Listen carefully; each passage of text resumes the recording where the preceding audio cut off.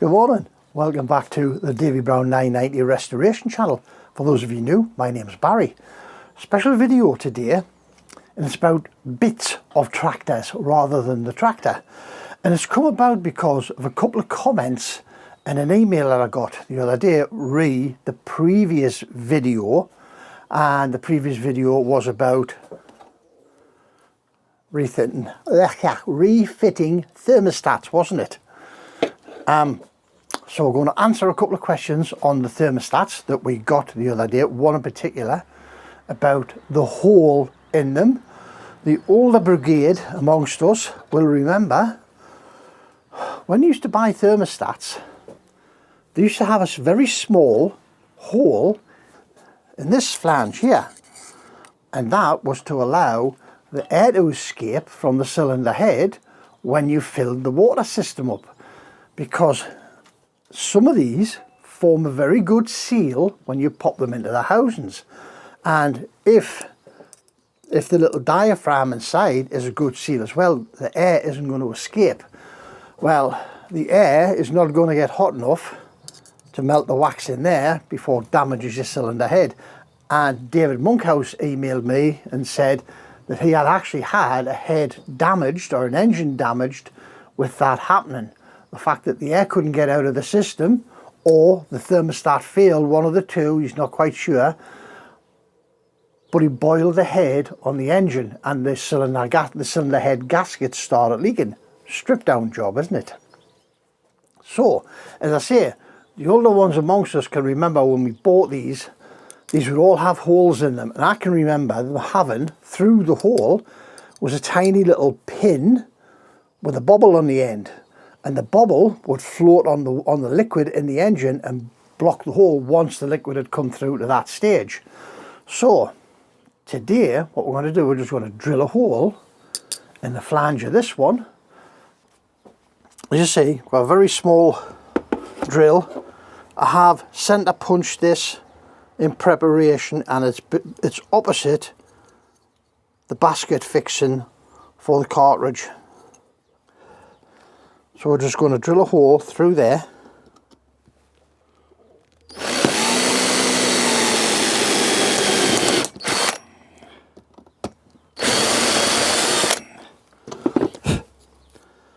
Like so. Quick deburring tool.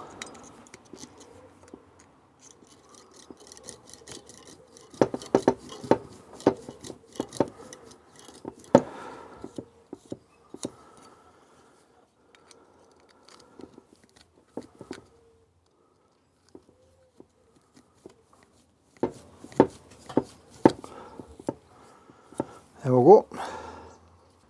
Now obviously we haven't got the little stick and the pin to pop through there, but to be honest with you, right, the size of that hole, yes, it will let water through constantly. You will have a constant flow of water. The size of that hole is not going to make an enormous amount of difference to the flow of water or the control of the temperature within the engine. It might make a difference of 1 or 2 minutes if taking it longer to warm up, but that's it. That will allow the air out of the block. If you look at my previous video of putting this back in, you'll see that I filled my block as full as I could with coolant before I put the thermostat in. I never thought of just drilling a hole like that, and it wasn't until Nick and John and David started,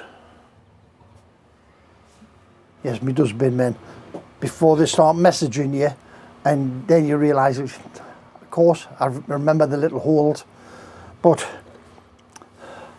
that's one for future, isn't it? We'll put that away in my drawer, keep it for later.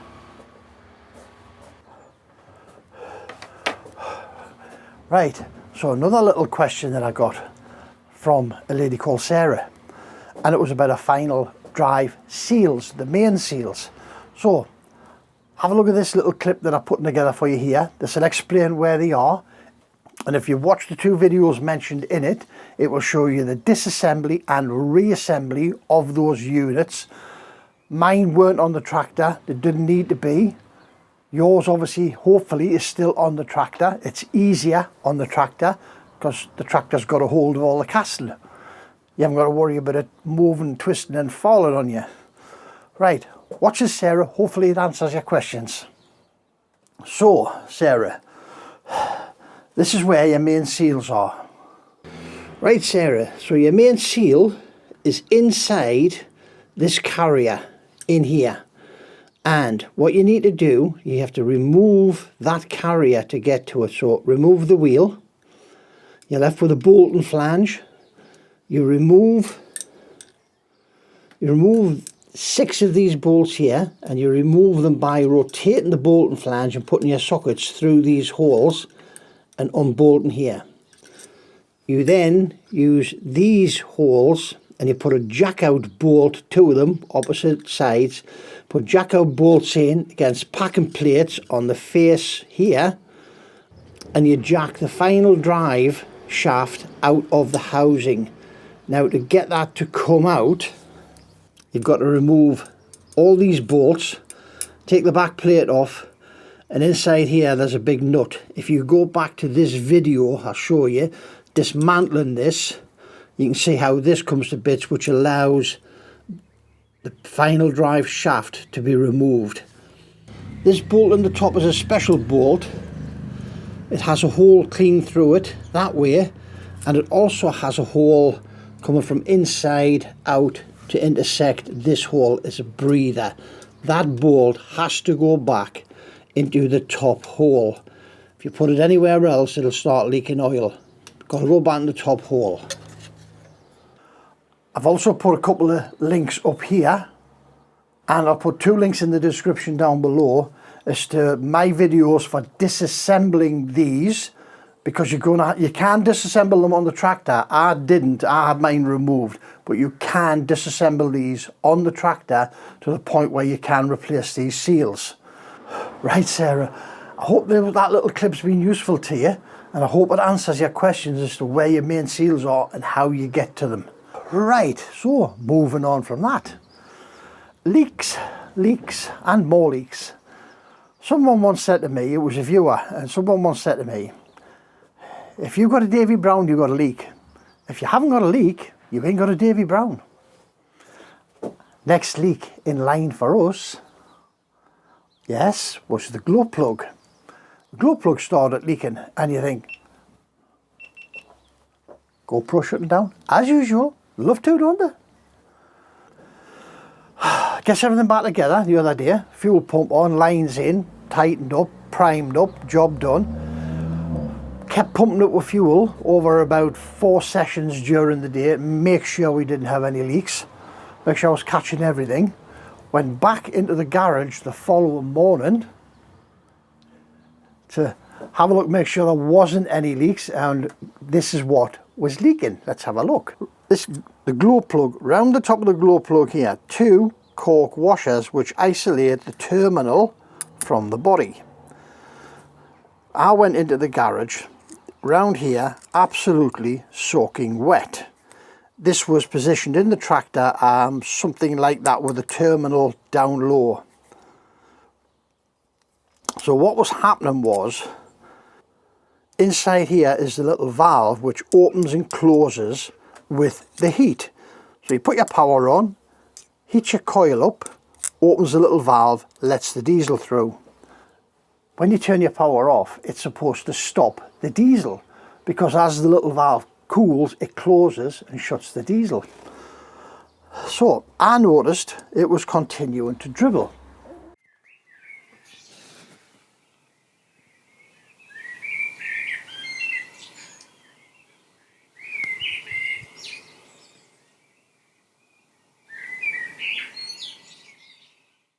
So we removed this from the tractor for further investigation again, and we noticed that down in there, the little end of the valve had come loose. God knows how, God knows why, but that little end of the valve in there had become loose, and you could get a little screwdriver in and you could rotate it. Not a lot, probably 20-30 degrees of a turn, but you could rotate it, and you think, shouldn't be able to rotate that, that should be all sealed up. So, tried with a screwdriver, could get it to the point where it would stop turning. But you think, well, that's not tight enough. So I made a little tool. Bit of steel that I had lying around. Cut a slot in the end, 2 hacksaw blades wide, and then got a neat set of needle files in and cleaned it out to the point where that would fit over the end of that valve. You can insert it in, rotate it and tighten it. Popped it back on the tractor, pumped the fuel up, make sure everything was good, no leaks. Tested it, no leaks. You ever tested one of these outside the tractor? I wasn't expecting that. Right, couple of clips coming up, testing the testing the valve. Got a metal pan here because just in case it starts dribbling, burning the fuel.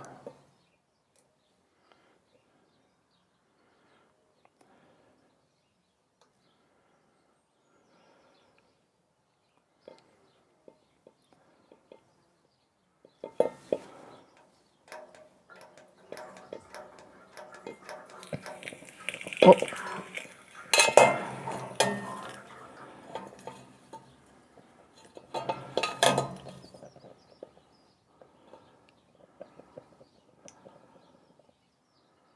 Then it should shut and not dribble.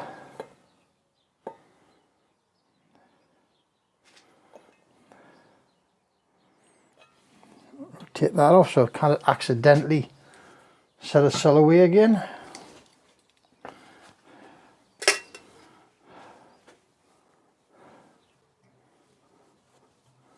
Must admit that was a bit more exciting than I had thought it was going to be.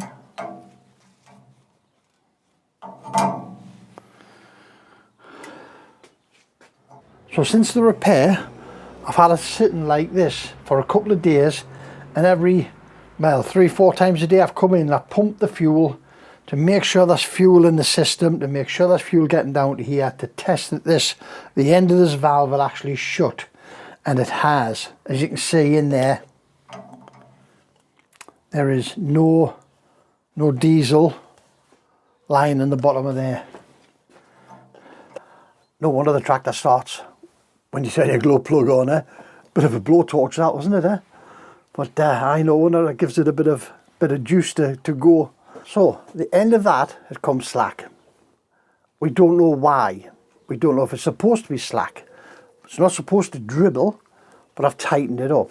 Now, would you be brave enough to put that back in your tractor? Bearing in mind, if it's the vibration of the engine that loosened that little end in there,